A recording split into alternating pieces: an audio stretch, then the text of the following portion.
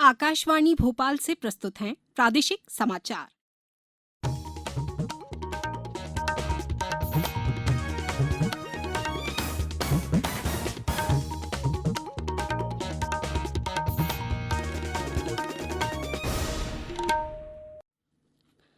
नमस्कार, समाचारों के साथ मैं राना शाहिद।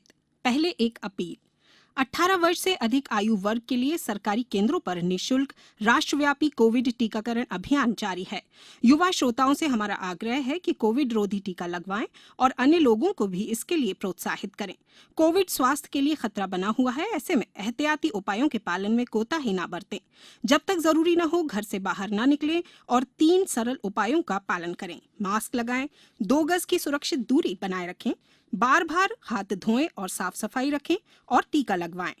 कोविड से संबंधित जानकारी देने और उनके मार्गदर्शन के लिए राष्ट्रीय हेल्पलाइन कार्यरत है। इसका नंबर है 011-239-78046 और 1075। सबसे पहले मुख्य समाचार।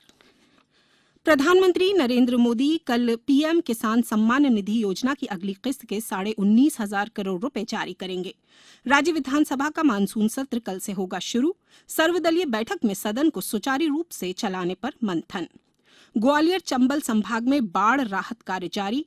केंद्रीय मंत्री ज्योतिरादित्य सिंधिया ने शिवपुरी जिले के प्रभावित क्षेत्रों का किया दौरा।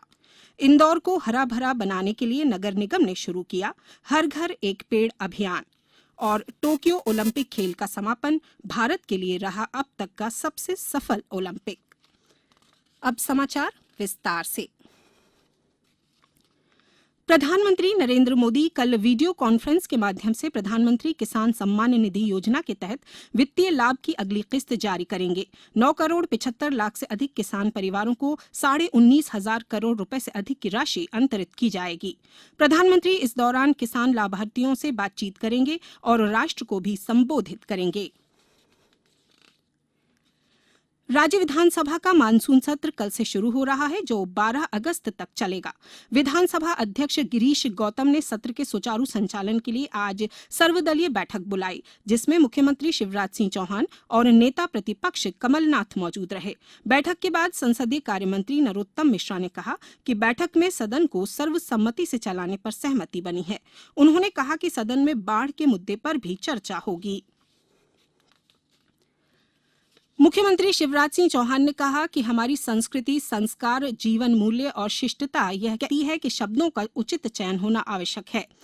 उन्होंने कहा कि संसद तथा विधानसभा में विभिन्न विषयों को प्रस्तुत करते समय कभी-कभी क्रोध, आवेश या आक्रोश में ऐसे शब्द निकल जाते हैं जो सामान्य शिष्टाचार की परिधि के बाहर होते हैं।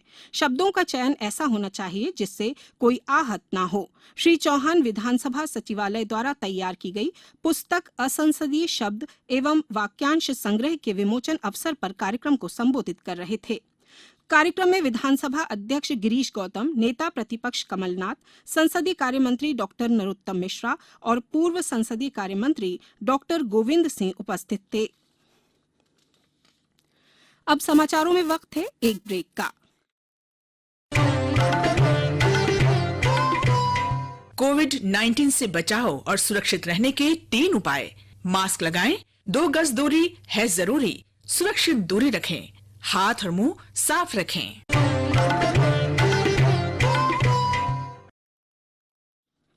ब्रेक के बाद समाचारों में एक बार फिर आपका स्वागत है। आजादी के अमृत महोत्सव के अवसर पर हम अपने श्रोताओं के लिए एक क्विज यानी प्रश्नोत्तरी प्रतियोगिता चला रहे हैं। इसमें मध्य प्रदेश में स्वतंत्रता संग्राम, स्वतंत्रता सेनानियों, प्रदेश के इतिहास, भूगोल, पर्यटन स्थलों और प्रदेश की अन्य घटनाओं से संबंधित एक प्रश्न प्रतिदिन पूछा जाएगा।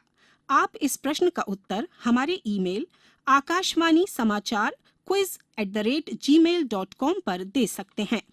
उत्तर के साथ प्रश्न का क्रमांक और अपना नाम, पूरा पता और अपना एक फोटो भी भेजें। सबसे पहले सही उत्तर देने वाले श्रोता का नाम अगले दिन इसी समय समाचारों में घोषित किया जाएगा। आज का सवाल है, विश्व का सबसे बड़ा पशुपतिनाथ मंदिर मध्य प्रदेश के किस जिले में है? अब आपको कल के सवाल का सही जवाब देने वाले का नाम बता देते हैं। कल हमने पूछा था, तानसेन संगीत समारोह कहाँ मनाया जाता है? सही जवाब है ग्वालियर। सबसे पहले सही जवाब भेजने वाले हैं राजगढ़ जिले के गुगाहेड़ा गांव के नरेंद्र कुमार दाहिया। केंद्रीय नागरिक उड्डयन मंत्री ज्योतिरादित्य सिंधिया ने आज शिवपुरी जिले के बाढ़ प्रभावित क्षेत्रों का हवाई दौरा किया। उन्होंने अधिकारियों को आवश्यक निर्देश भी दिए। इससे पहले कल उन्होंने गुना में जनप्रतिनिधियों और अधिकारियों की बैठक भी ली। श्री सिंधिया ने अधिकारियों और जनप्रतिनिधियों की बैठक में कहा कि उन्होंने स्वयं ग्वालियर संभाग के जिलों में बाढ़ की स्थिति से हुए नुकसान को देखा है।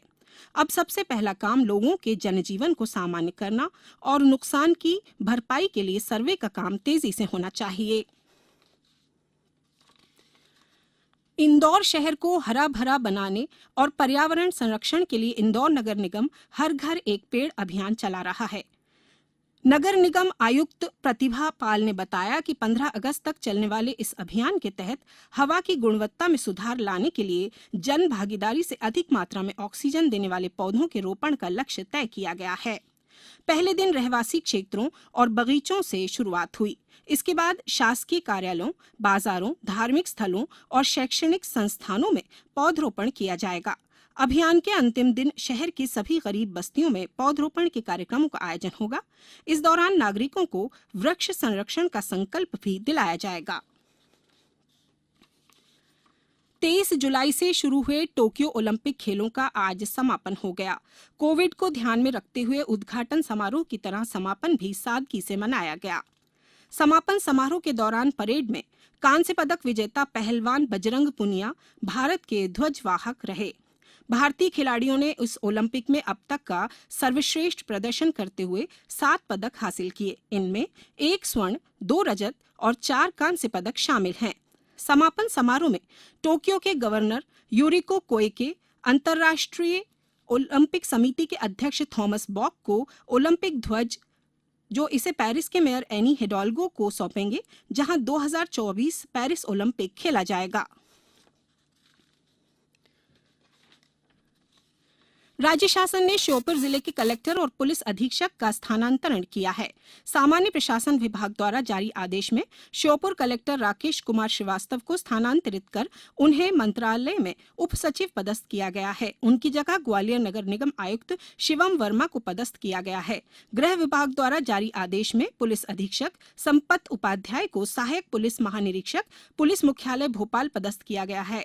उनकी जगह अनुराग सुजानिया को पदस्थ किया गया है। इसके अलावा श्योपुर नगर पालिका परिषद मिनी अग्रवाल का स्थानांतरण कर उनके स्थान पर मुख्य नगर पालिका अधिकारी नगर पालिका परिषद हटा बीडी कतरौलिया को श्योपुर में पदस्थ किया गया है। अब कुछ समाचार संक्षेप में। हरियाली अमावस्या पर आज जबलपुर, खंडवा, होशंगाबाद, सतना, आगरमालवा, सीहोर सहित विभिन्न जिलों में श्रद्धालुओं ने नदी में स्नान कर दान पुण्य किया। छिंदवाड़ा में कल प्रभारी मंत्री कमल पटेल और राज्यसभा सांसद कैलाश सोनी निःशुल्क राशन वितरण कार्यक्रम में शामिल हुए। बड़वानी में आशाग्राम की पहाड़ी पर 30,000 पौधे रोपे गए हैं। अंत में मुख्य समाचार एक बार फिर।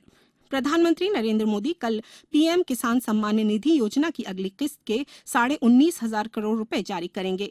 राज्य विधानसभा का मानसून सत्र कल से शुरू होगा। सर्वदलीय बैठक में सदन को सुचारू रूप से चलाने पर मंथन। ग्वालियर चंबल संभाग में बाढ़ राहत कार्य जारी। केंद्रीय मंत्री ज्योतिरादित्य सिंधिया ने शिवपुरी जिले के प्रभावित क्षेत्रों का किया दौरा। इंदौर को हरा भरा बनाने के लिए नगर निगम ने शुरू किया हर घर एक पेड़ अभियान। और टोक्यो ओलंपिक खेल का समापन भारत के लिए रहा अब तक का सबसे सफल ओलंपिक। इस बुलेटिन के अंत में एक अपील। हमेशा ध्यान रखें, मास्क और 2 गज की दूरी, हाथ धोना भी है जरूरी। नमस्कार।